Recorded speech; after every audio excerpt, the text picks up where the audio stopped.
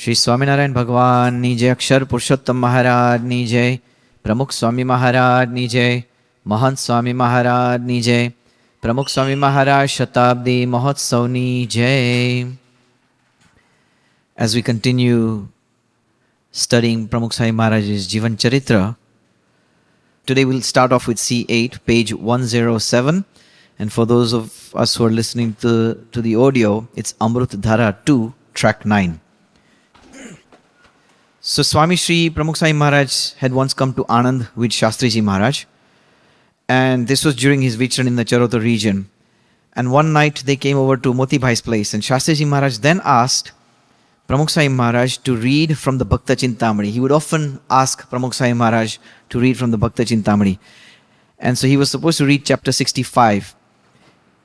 It must have been a very interesting evening, because it was just Shastriji Maharaj, Pramukh Swami Maharaj, maybe a few santos, and late into the night to listen to Pramukh Swami Maharaj read the Bhakta Chintamani. Obviously that is a huge privilege for all of us who've had that opportunity. But can you imagine what it must have been at that time as well? They carried on reading. The clock struck 12.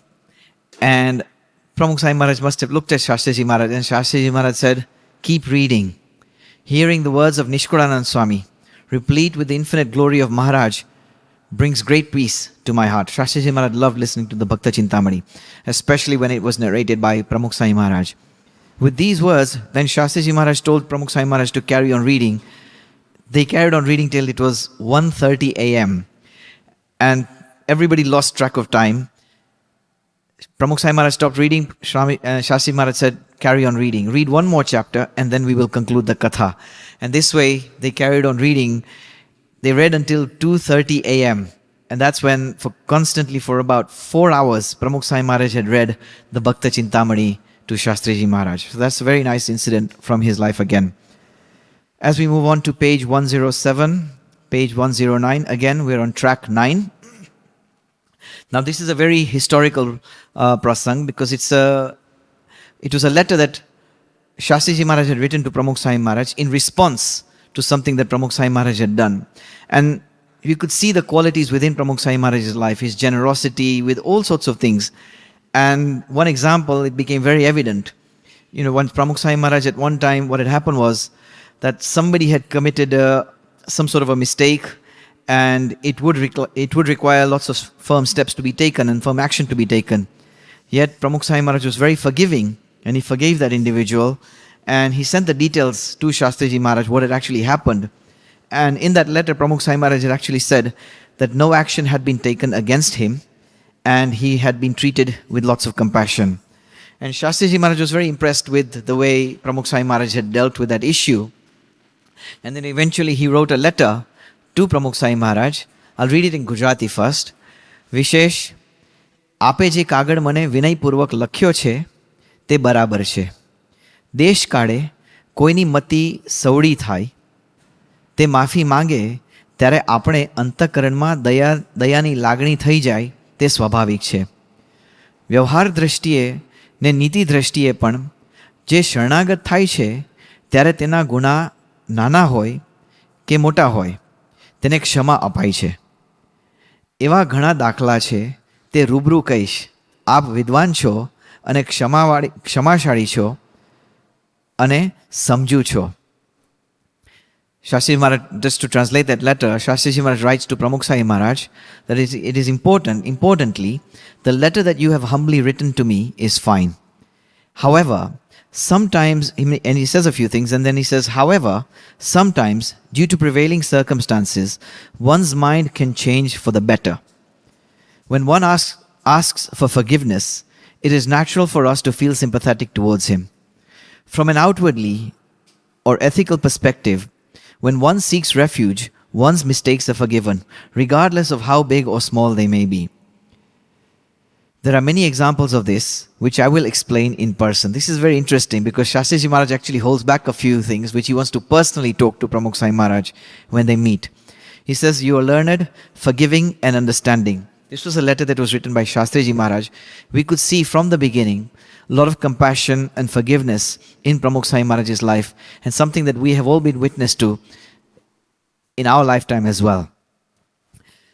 They carried on during their travels. They celebrated Shastriji Maharaj's birthday in Atladra on 27th of January 1947. And Pramukh Swami Maharaj, along with Shastriji Maharaj, came to a village called Salad, where Shastriji Maharaj was undertaking a Parayan. And during the Parayan, a huge mandap had been set up. There was a Vyaspit that had been set up in the courtyard. Pramukh Swami Maharaj was the one that was going to deliver the Parayan at that time. So he was sitting on the Vyaspit as well. And he began delivering the Parayan on the second chapter of the Satsang Jivan. This was again in 1947. On this occasion, they had also performed the Pratishtha, Akshar Purushottam Murti Pratishtha in the Hari Mandir in Salad. A huge procession had also taken place. Pramukh Swami Maharaj would often talk about this. From there, they went on to Vicharan and they ended up in Medao. Now, Medao is the birthplace of Shastriji Maharaj. There was a Haribhakt by the name of Narayan Bhai who had invited Shastriji Maharaj to come over there. And as the devotees had requested this, eventually they came to the courtyard directly in front of Shastriji Maharaj's house. They set up a chair over there and Shastriji Maharaj actually sat over there. There, Shastriji Maharaj narrates an entire incident of his childhood incidences to Pramukh Swami Maharaj. Very pleasant memories that were shared at that time.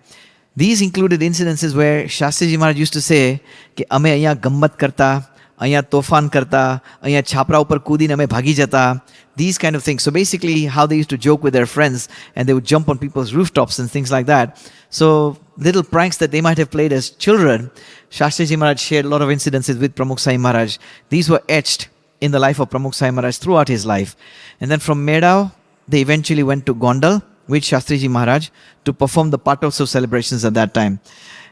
So Pramukh Swami Maharaj had traveled with Shastriji Maharaj all along there. From there on, they went to a Panchtirthi in the Sorat region. So this was all in May 1947. As we move on to the next prasang, which is C10, page 109, track 10, for those of us who are listening Gujarati. Now here we see a very nice incident in the way Shastriji Maharaj would look after Pramukh Swami Maharaj's health. Now during this period, Shastriji Maharaj, his Vicharan included a program in where they had to go to Karachi.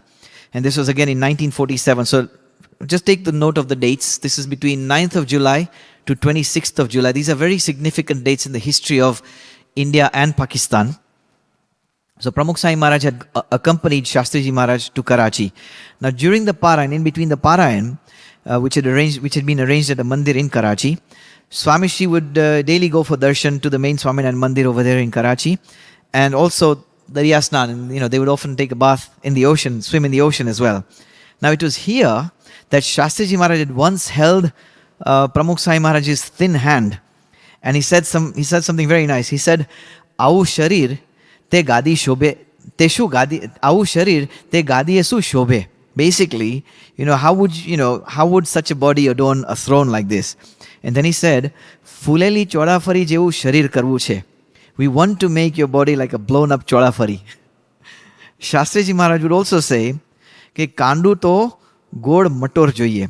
Basically, your wrist should be very well rounded. Sara grahastha hoy, paise take sukhi hoy. એ પૈસે ટકે સુખી હોય એ પોતાના છોકરાને સારો મસાલો ખવડાવે, વસાણું ખવડાવે. Basically, a well-off householder would feed good food to his children. સામાન્ય હોય એ કોપરું લાવે, કે ગોર લાવે, કે તલ સાકરી લાવે. Basically, those who are not well off will just give coconuts, gor and tal sakri. ને પેલા લોકો બદામ પાક ને એવું બધું કરીને જમાડે. એમ તારે પણ ખાવું. Those who are well off will give almonds and other rich items like that. You should also eat similarly. So he's instructing Pramukh Swami Maharaj to eat well. But not only that, Shastriji Maharaj would also, he would save a container of nutritious items like this that Hari Bhaktas would often give. And occasionally, every morning, Shastriji Maharaj would, share some of this with Pramukh Swami Maharaj. And if Pramukh Swami Maharaj couldn't eat the whole item, he would split it into half and then offer it to Pramukh Swami Maharaj. So you could see that Shastriji Maharaj took great care of Pramukh Swami Maharaj in all sorts of aspects as well. Now during this Parayan, we're looking at the next chapter, the next page 109 to 110. Again, we're still on track 10. So after this first Parayan that took place in Karachi at the Mandir, there was a second Parayan that also took place at the home of a Haribhakt by the name of Mohanlal Mohanlal Bhai. Now the Parayan had started in the month of Shravan.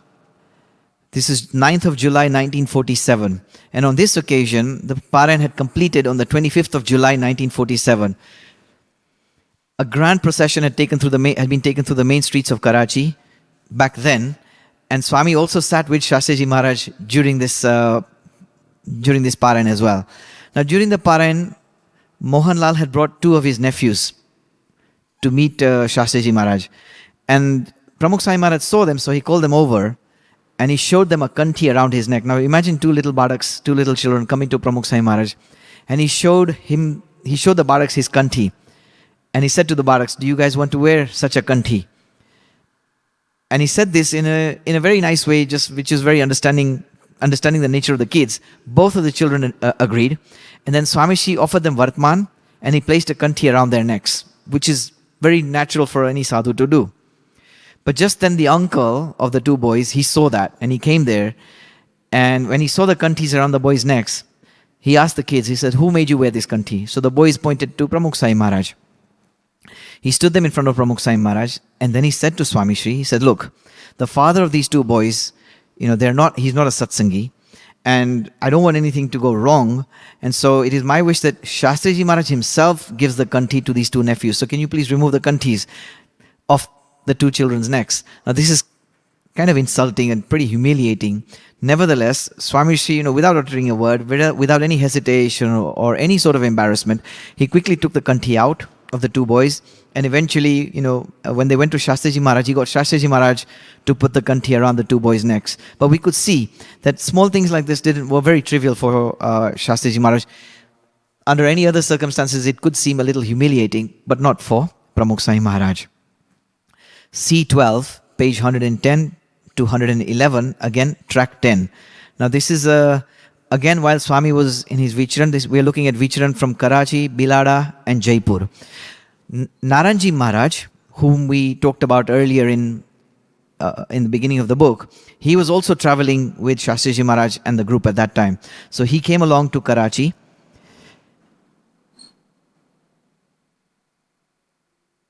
And there was an ongoing joke between them, because every time they asked this Chandrakant Bhai, who was the son of Mohanlal, every time he asked him a question and he said, do you want anything? And he goes, Ji Hajur. Basically, yes sir. Bijo hukam, Ji Hajur. Bijo hukam.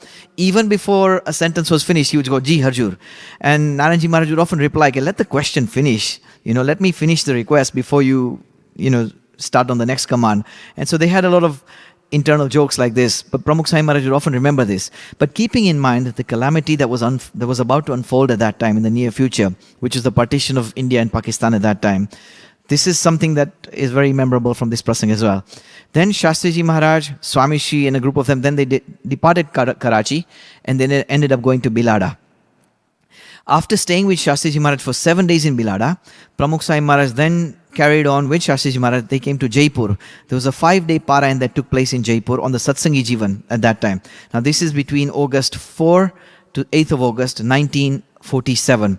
And Shastriji Maharaj would read the chapters daily. And Swamiji and Pramukh Swami Maharaj would read about 10 chapters at that time. So Shastriji Maharaj would read 3 chapters and Pramukh Swami Maharaj would read 10. Continuing on to page 111. There's another incident where, while they were staying in Jaipur, they were supposed to make Mohan Thad. Mohan Thad is a sweet item that was supposed to be prepared at that time. So Purushothamanand Swami, Brahmachari, he tried to make this Mohan Thad, but it failed because he got the whole thing wrong, and the consistency of the texture didn't come out very right. So then Mohan Bhai of Rajkot, who was accompanying them at that time, he said to Shastriji Maharaj, he goes, look Swami, I know how to make this. And so Shastriji Maharaj said, okay, you go ahead and you guys make it. At that same time, he also instructed Pramukh Swami Maharaj, Ke tame panjao, you go and help him along as well. Now for Pramukh Swami Maharaj, this was a whole new venture. He didn't know how to make any of this. It was a new experience for him. Nevertheless, Pramukh Swami Maharaj jumped into this initiative and he prepared, helped make the Mohan Thad at that time as well. So Pramukh Swami Maharaj it was very natural for him to jump into anything like this. Shastriji Maharaj Agna Kari, and naturally Pramukh Swami Maharaj jumped into this. Eventually, they finished making the Mohan Thad late at night around 1:30 a.m. But Pramukh Swami Maharaj made sure that he stayed along, continuing doing the seva. C14, page 111 to page 112.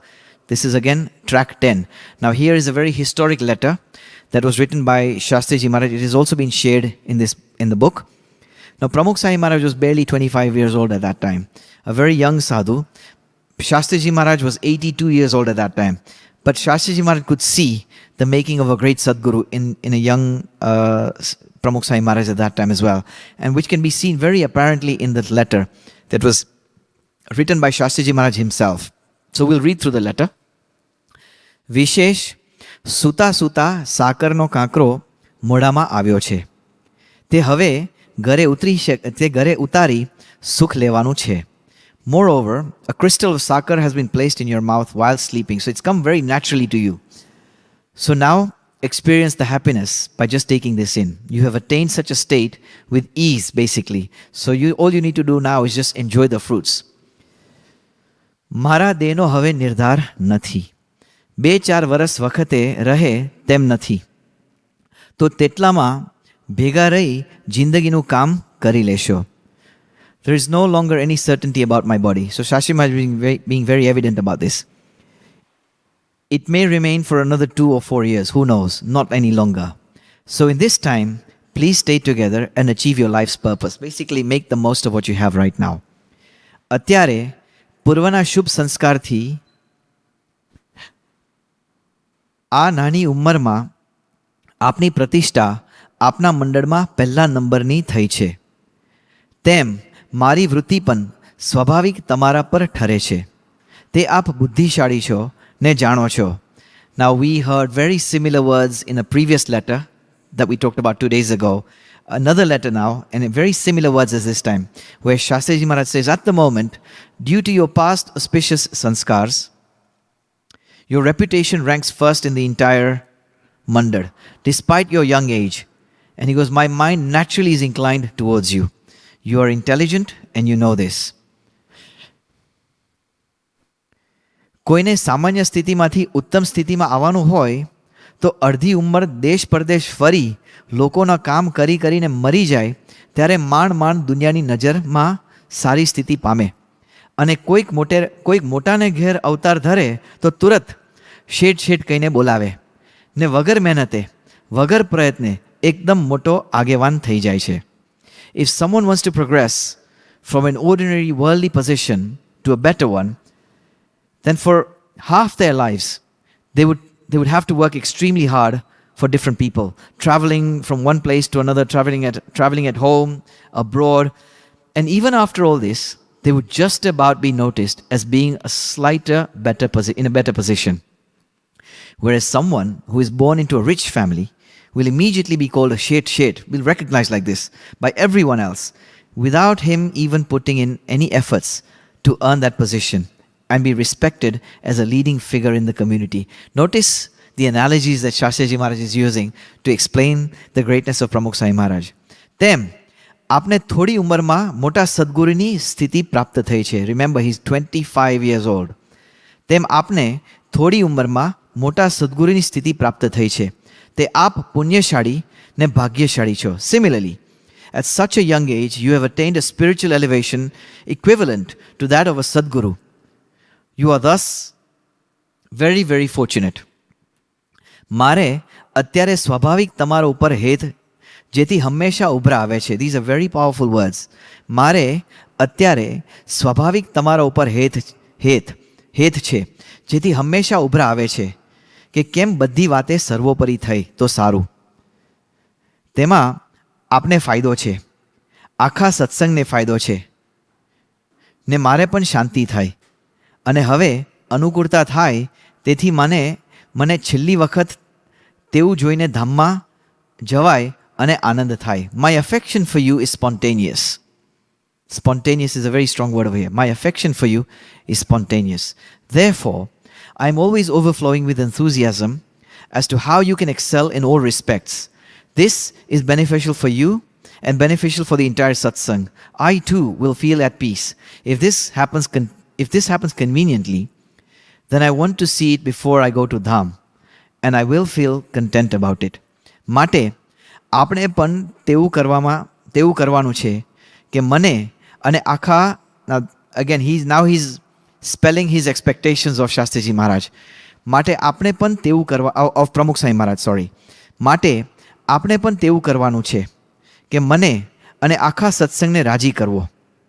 બધું મળશે પણ સ્વામી મહારાજ તથા તેમના લાડીલા ગુણાતીત જ્ઞાનના આ સંત હરિભક્તને રાજી કરવો તેથી જે સર્વોપરી પ્રાપ્તિ થઈ છે તેવું કોઈ સાધન રાજીપા જેવું નથી. Therefore, you too must do that which pleases me and the entire satsang. One will get everything, but one will only experience the supreme attainment by pleasing Swami, Maharaj and his dear devotees and sadhus who are the knowers of Gunatit wisdom. There is no endeavor better than Rajipo. We can see this throughout Pramukh Swami Maharaj's entire life. He held very true to these words. તો આપને વગર પ્રયાસે તેવો જોગ રાજી કરવાનો મળ્યો છે તેવું માનશો ને અવસર સાચવી રાખશો. મોટા સ્વામી ને નિષ્કુળાનંદ સ્વામી મોટા સ્વામી મોટા સ્વામી એટલે ગુણાનંદ સ્વામી અને નિષ્કુળાનંદ સ્વામી જેવા સદ્ગુરુઓ નિસ્પૃહી અને ત્યાગી હતા, પણ મહારાજની ઈચ્છા જોઈ મંદિરની સેવા કરવી તે સત્સંગ વધારવો તેવી સેવા મહારાજ અને આખા સત્સંગને રાજી કરવા સૌ સ્વીકારીને રાજી કર્યા. So please believe that you have effortlessly attained an opportunity to earn such rajipo and safeguard this opportunity. Great sadhus such as Gunatinand Swami and Sadgurus such as Nishkulanand Swami were completely detached and renounced everything. But understanding Maharaj's wish, they served in mandirs and propagated satsang. They accepted such seva to please Maharaj and the entire satsang. Shastriji Maharaj is saying that despite these santos having so much vairagya, yet they still engaged in seva and took on these responsibilities. તેવી સેવા આપને પણ મળી છે, તો આપ પણ આવો અમૂલ્ય સેવાનો વખત ભૂલશો નહીં ને બહુ આદરથી સપ્રેમ સ્વીકારશો. Similarly, you too have attained such a great seva. Please do not let this go. Do not let go of this priceless opportunity for seva. Accept it with great respect and affection. આપ સુગ્ન છો, પૂર્વપારના જાણવાવાળા છો. આપ કૃતકૃત્ય થશો ને બીજાને પણ કૃતાર્થ કરશો. સમય વેરાસર આવશો એ જ. You are very wise. You know what is happening. Please remain content and make others feel fulfilled. Please come to meet at the earliest opportunity. That's all. Now, this was a letter that was written by Shastriji Maharaj. We could see Shastriji Maharaj, every word that he would write was a very selected and chosen word. And we could see that what he thought of Pramukh Swami Maharaj in this letter as well. Let's move on to the next part, C15, page 113 to 114, again, track 10. Seeing Swamishi's, now this is how Shastriji Maharaj appointed Pramukh Swami Maharaj as the Kothari of the Mandir. Now, having seen Pramukh Swami Maharaj's efficiency, his pious life, Shastriji Maharaj then decided to appoint Pramukh Swami Maharaj as the Kothari of Sarangpur Mandir. Pramukh Swami Maharaj was only 25 years old at that time. But for Pramukh Swami Maharaj, who had always behaved as a das, as a sevak, and to be given such a responsibility, he had no wish to take on any such position from the beginning. And so he approached Shastriji Maharaj and he said, Swami, this is beyond my capacity. I am very young. I have no knowledge of management and accounting. It would be better if this seva was given to somebody else. So he very politely requested this to Shastriji Maharaj. But Shastriji Maharaj was very well aware of the hidden talents that were latent within Pramukh Swami Maharaj. And so he said that Maharaj will give you the strength and inspiration, take blessings and say yes. So he very nicely told Pramukh Swami Maharaj to carry on saying yes. With these words, he embraced Swami Shri and gave him his blessings. One night, Shastriji Maharaj himself spoke to all the santos in Sarangpur. There was Vasudev Swami and Hari Krishna Das. And he said to them that, look, we're now appointing Narenda as the Kothari. So give him full cooperation. Needless to say that he was already very well received and very well accepted within the santos as well. But even before this, Hari Krishna Das had already approached Shastriji Maharaj this. Because Hari Krishna Swami was the Kothari of the Mandir at that time. And he had assigned a lot of responsibilities to Pramukh Swami Maharaj who had very skillfully completed these tasks. So Hari Krishna Das Swami was very pleased and had recommended Pramukh Swami Maharaj to take over the function of the Kothar. Once, however, during accounting, what had happened was there was a little bit of a discrepancy of about 1 or 2 rupees. And this pained Pramukh Swami Maharaj a lot. He could not tolerate even a small mistake like this. And so he said to himself, look, this is not right. What will happen in the future if such mistakes happen? And therefore, we don't want to take on such administrative roles. Pramukh Swami Maharaj was very sensitive about such things like this. And therefore, Swami Shri then had informed to everybody that, look, the Kothar is not for me. But despite this, Hari Krishna Das had full faith in Pramukh Swami Maharaj's abilities, and he had recommended this to Shastriji Maharaj as well, to make this appointment. Now the time was right, and Shastriji Maharaj eventually then appointed Pramukh Swami Maharaj as the Kothari. And in the Kothar room, Shastriji Maharaj himself came in and handed the keys to Pramukh Swami Maharaj, saying that, Badhu Audi, just say, you will figure everything out. It'll all fall into place. You will master this eventually. Following this, Shastriji Maharaj then personally guided Pramukh Swami Maharaj on different tasks, such as accounting, making all the entries, bookkeeping, all these kind of things.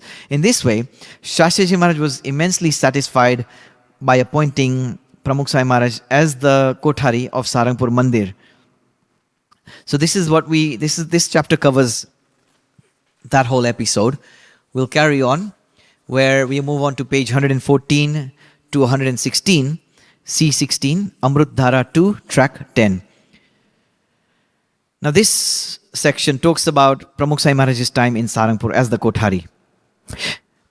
At that time in Sarangpur Mandir, Pramukh Swami Maharaj's office was located where the current mic room is. Many of us might have seen it, but it was there's a small area there where Pramukh Swami Maharaj's office was located there. It also served as a place where we could conduct the Chopra Pujan of the ceremony every Diwali. Now, talking about how the accounting system and the administration worked, Pramukh Swami Maharaj would often say that I used to keep a small key in my janoi. Bhaichand Bhai would keep the large key. We did not know how much about accounting, so we had entrusted him with all that work. And when evening came, 4 or 8 annas, now 4 annas is about 25 paisa, very little, 4 or 8 annas, 50 paisa, would have been collected by the end of the day. Maximum 1 or 2 rupees. There was no larger amount than this in those days. However, in case we ended up making a mistake and causing an issue, it was better that we assigned all this to him. So every day, he would tally the income and expenditure. So Pramukh Swami Maharaj had already assigned that to Bhaichand Bhai to carry on. Then he talks on about another man by the name of Kadusha. They used to call him Kadusha. He had also served as an accountant for 2 to 3 years, while Swami was the Kothari of the Mandir at that time. Now, Kadusha was a Hari Bhakt that used to stay in Sarangpur as well, and had known Shastriji Maharaj even beforehand. And Kadusha and his brother-in-law Mohan Bhai had once gone to Bochasan to request Shastriji Maharaj to make a mandir in Sarangpur. So they were very much trusted by Shastriji Maharaj. So these were some other memories that Pramukh Swami Maharaj would often share. Where would Pramukh Swami Maharaj sleep? So during the winter, Pramukh Swami Maharaj would sleep. Are we on the right chapter? Yeah, Pramukh Swami Maharaj would sleep in the Sabha Mandap, the first 2 pillars of the Sabha Mandap. We might just go to the next slide where you might see the Sabha Mandap over there. So in the Sabha Mandap, this is where Pramukh Swami Maharaj would sleep. You can go back to the next slide. So this is where he performed his puja, and directly opposite that's where he slept. There was an exit door where he used to sleep. There was an exit door from the Sabha Mandap. Now, where the current steps are to leave there's a small porch. That was the place where Swami Shri would sleep during the summer, because it would get so hot, so he would sleep outside. In the Sabha Mandap, there was a sanctified room. There was Yogi Baba's Prasadi room, which we say right now. Now, on the western side of that, there was a small passage and a small door that led outside. So Pramukh Swami Maharaj would often sleep in the lobby in that area over there. Once, while Swami was sleeping over there, an interesting incident happened, and Swami would often mention about this. There was a sadhu by the name of Keshav Das. He was from the Hanuman Mandir, which is across the road, and they were on good terms as well. But it so happened that one night there was an emergency, and so Acharya Anand Prasadji Maharaj must have needed something. So this Keshav Bhagat from the Hanuman Mandir, he came looking for Pramukh Swami Maharaj. Pramukh Swami Maharaj says that I was just asleep on the lobby outside Yogi Bapa's room, and suddenly Keshav Bhagat, with a torch in his hand, he grabbed both my hands, both my arms, and woke me up, saying, Narayan Swami, Narayan Swami. Pramukh Swami Maharaj goes, I immediately woke up, but he had grabbed both my hands, and he goes, I'm Keshav Bhagat. So when he woke up, Pramukh Swami Maharaj says, but why are you grabbing both my hands while I'm still asleep? Why are you grabbing both my hands? And so with a smile, Keshav Bhagat replied that I've had a bitter experience once before. When I had woken up somebody from deep sleep, thinking me to be a thief, he immediately slapped me. And since then, this is how I always wake everybody up. So Pramukh Swami Maharaj would often have a nice chuckle whenever he reminisced on this incident. So hearing this explanation, obviously Pramukh Swami Maharaj, it brought a lot of smiles to everybody else. But in that same Sabha Mandap, there is a Sinhasan where we can see the images of Akshar Purushottam Maharaj. In the southern direction of that, where the Sant Ashram is, there's a pillared area. This is where Pramukh Swami Maharaj and Sant Vallabh Swami would often sit late into the night and do lots of goshti and have spiritual discussions at that time. Now, it's interesting to know that there were no washroom facilities at that time in the mandir. They would often have to go to the river for their bath and other calls of nature as well at that time. It was only after many years later that a roofless toilet was installed in that mandir, in the mandir campus as well. So you can imagine the times that they were living in at that time. And Pramukh Swami Maharaj often talked about this. He said that where you see the current marble shrine, which is situated behind the mandir, there was a mud hut. So many of us who have been to Saranpur, you might see or remember a mud hut, just a small shrine that has been situated there. That's where there was a mud hut where Shastriji Maharaj would live. And next to it, there was a mini well for which they would use to bathe and other things where they needed water as well. So Swami says that when I was placed here, there was a room right by the Pujari's entrance. And this had served as a storage area for the kitchen, where the kitchen facilities were there was a Limbadono Jada, where a neem tree nearby over there. So Swami would often remember these incidences. And Swami said that during that time in Sarangpur, the construction of the Dharmashala, which is the guest house, was still in progress. And the processing of the limestone would happen at that time as well. So first the limestone would have to be poured in, it had to be sprayed with water and then squashed into shape. So Swami would describe all this. And the more one mashed that lime, the more strength it retained.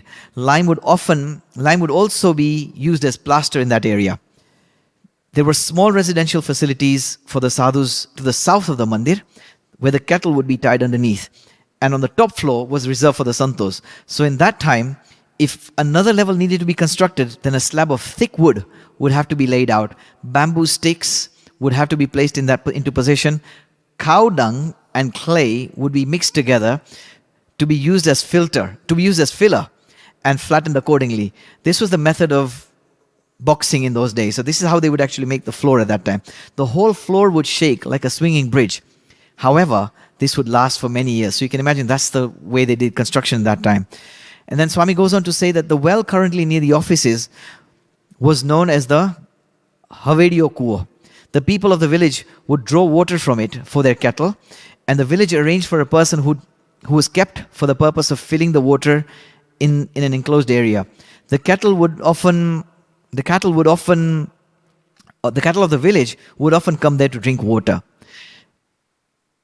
And the continued use of this well then became untenable. It became difficult to manage after the construction of the mandir had also started. So therefore, Swami said that we arranged to build another well by the road leading to Barwada, opposite the Acharya's garden on one side.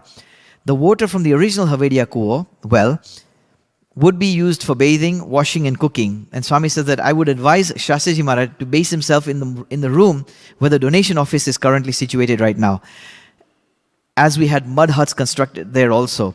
Next to that room was another room where the pujari would also cook puris for Thakurji. So Swami is giving a very clear description of how the construction was at that time. And at that time, Swami says there were around 75 vigas of land, which is approximately 25 acres of land. The land was good for farming in those days, but Swami gives a figure that almost 25 to 30 rupees per vigu. That's how much they could get land for. There were no other units of measure in those days.